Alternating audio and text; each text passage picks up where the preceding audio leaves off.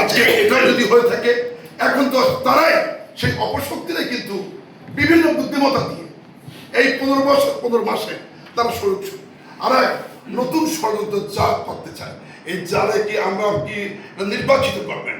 ওটা ছিল ষড়যন্ত্র 1.5 বছরের, যেখানে আমাদের এখানের ক্যাবিনেট সেক্রেটারি ডিসি তার আত্মীয় মিলে ভোট কেটেছে।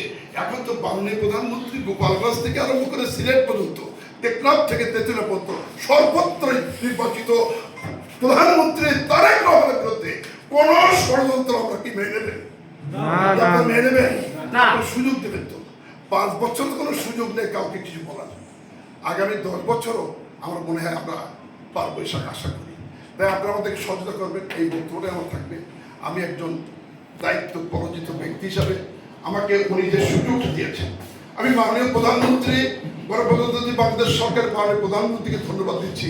আমি তার নির্দেশ আদেশ অক্ষরে অক্ষরে পালন করবো বলে আজও আপনাদের সামনে ঘোষণা করছি। আমার অতীতের ষড়যন্ত্রকারীদের আমি নির্মূল করতে পারিনি।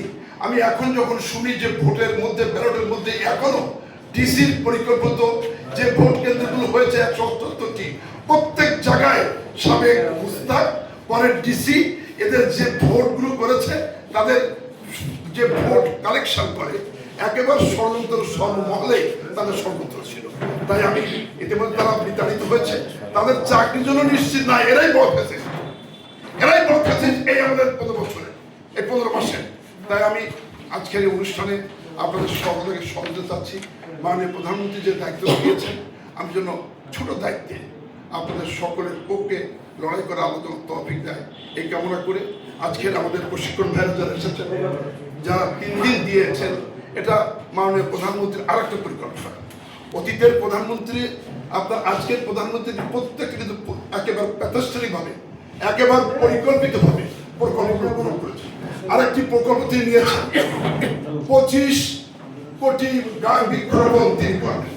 এগুলো কিন্তু সব গত 4 মাসে 1 মাসের মধ্যে শুরু করে দিয়েছে। এটা বিরাট সফলতা এবং পরিকল্পনা নিয়ে এগোচ্ছেন। আপনারা কি সহায়তা করবেন? ইনশাআল্লাহ ধন্যবাদ।